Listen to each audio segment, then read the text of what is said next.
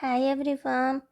In this quick tutorial, I will show you how to rotate a PDF file. For this, we will use the ILovePDF app. Just open the app and go to the Tools.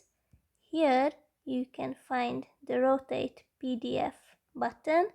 Tap on it and then choose the file you would like to work with. Next. And click on this button here next to the file until it's perfect for you. You can see here the preview of the file.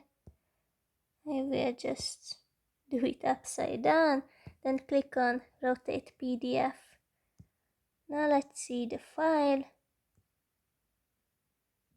Yes, it's been rotated.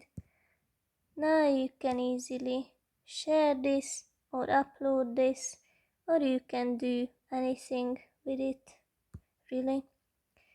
I hope it will be useful for you and have a nice day.